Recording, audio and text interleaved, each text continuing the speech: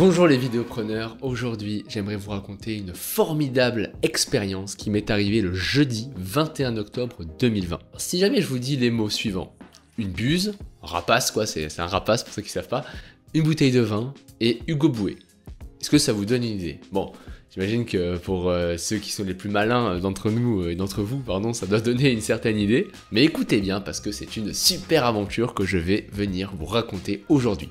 Donc le jeudi 21 octobre 2021, j'ai pris la route vers un petit village non loin de Libourne parce que justement j'avais rendez-vous avec un vidéaste et que vous connaissez sans doute qui s'appelle Hugo Bouet. Alors si vous ne connaissez pas Hugo Bouet, il a une chaîne YouTube où il publie régulièrement du contenu et justement sa chaîne c'est vraiment une pépite si vous souhaitez apprendre à faire de meilleures vidéos. Il fait selon moi des productions proches de l'excellence et justement sur sa chaîne il va prendre le temps de détailler chaque scène et comment il les a construites. Donc c'est vraiment quelque chose qui c'est vraiment top en fait pour apprendre à se perfectionner en vidéo. Au-delà de l'aspect juste technique, Hugo c'est vraiment ce que j'appelle un vidéopreneur. C'est-à-dire que en plus d'être un vidéaste très créatif et très talentueux, il a une très bonne approche business de son activité et son parcours est, selon moi, c'est mon avis, un exemple pour les vidéastes qui se lancent. Et justement à ce sujet, Hugo est passé dans le podcast Les Vidéopreneurs et franchement je suis vraiment content de cet épisode, il apporte énormément de valeur aux vidéastes qui souhaitent développer leur activité. Je vous mets le lien en description pour les curieux. Mais revenons au sujet de la vidéo. Je disais que Hugo m'avait invité justement sur un gros tournage pas très loin de Bordeaux dans un château sublime.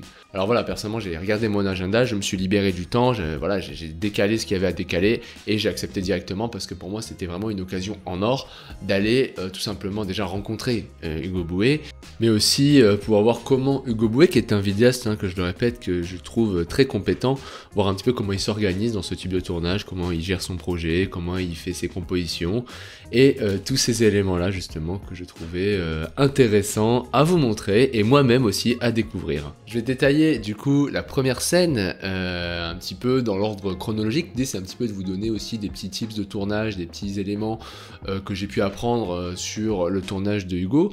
Donc déjà premièrement Hugo pour les plans en extérieur du moins shoot aux premières lueurs du soleil, là où la lumière est la plus douce et effectivement c'est un très bon conseil, c'est le mieux parce que il n'y a rien de pire que, pour moi, enfin moi j'ai fait du mariage donc c'est quelque chose qui me parle, vous n'avez pas ce choix là de l'horaire et c'est vrai que les grosses journées de juin, juillet, août à 15h quand le soleil il met des contrastes énormes, c'est juste, c'est pas le meilleur moment disons pour shooter, le mieux c'est vraiment le soir ou le matin avec une lumière rasante et une lumière extrêmement douce et justement Hugo m'avait donné rendez-vous à 7h30 sur le lieu du tournage pour cette raison qui était de shooter justement aux premières lueurs du soleil pour avoir l'image la plus douce possible. Bien entendu, et ça c'est quelque chose que j'ai déjà eu l'occasion de rappeler, toutes les scènes sont prévues en avance, en tout cas dans les productions de Hugo, bien sûr que dans votre activité à vous, peut-être que vous pouvez faire des productions qui sont plus basées sur ce qu'on appelle le run and gun, c'est-à-dire voilà, vous couvrez un événement, il n'y a pas vraiment de storyboard, voilà.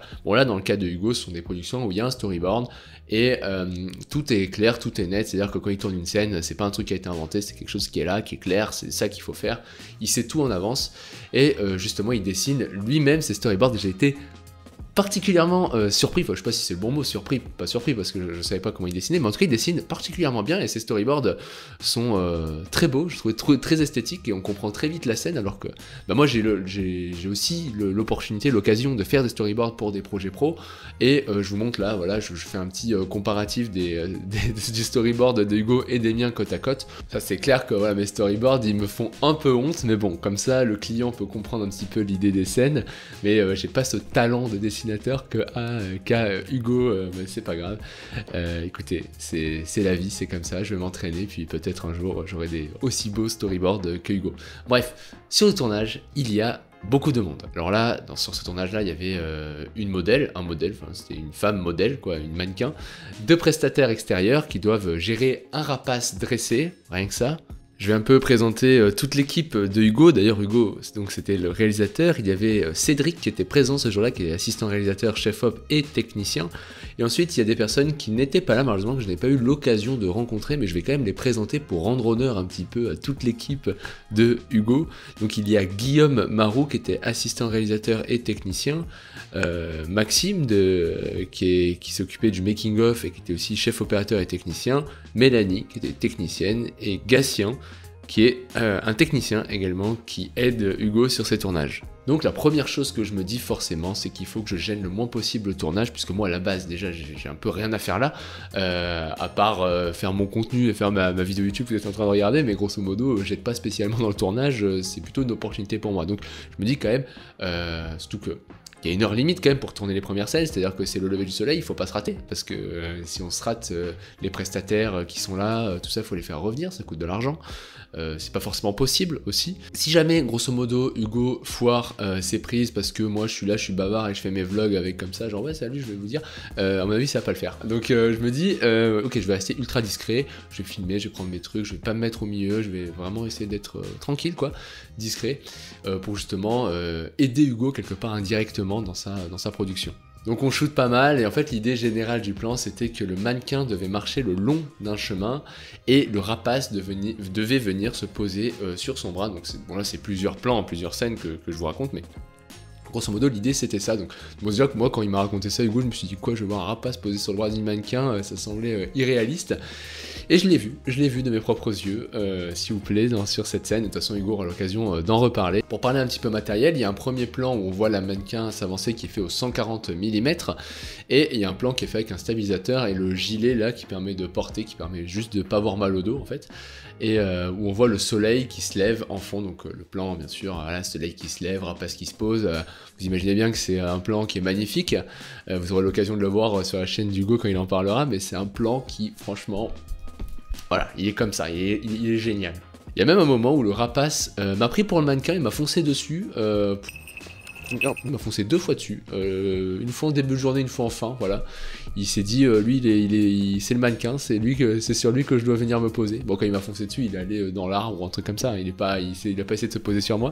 Mais voilà, c'était assez marrant pour le raconter. Donc voilà, le matin, on a fait tous les plans, j'ai vu que tout était carré, tout était cadré quand même pour Hugo, et que voilà, il y avait vraiment rien qui était laissé au hasard dans les plans, dans le storyboard, tout ça. Et voilà, tout s'est super bien passé le matin, les scènes étaient géniales, tout était top, j'ai hâte que vous puissiez regarder ça, parce que je peux pas, enfin c'est pas mes rushs, donc je les ai pas pour vous les montrer. Après tout ça, petite pause bien méritée, on est allé manger tous ensemble, on a pu échanger avec Hugo, c'était top. Et puis retour sur le tournage l'après-midi. La scène suivante était un peu plus compliquée parce qu'en fait le rapace devait se poser à côté d'une bouteille sur un tonneau, mais bon apparemment selon le dresseur c'est assez difficile car c'est pas un perchoir naturel. Mais voilà, à force d'essais, le rapace étant extrêmement malin, il a réussi justement à se poser là et c'était super encore une fois de voir ça, de voir un petit peu ce rapace se poser à côté d'une bouteille. J'ai vu les plans, c'était vraiment formidable. Donc voilà, c'était pour vous raconter justement cette expérience, cette superbe expérience où j'ai pu côtoyer de près un gros tournage, un tournage professionnel, d'un vidéaste que je trouve personnellement excellent.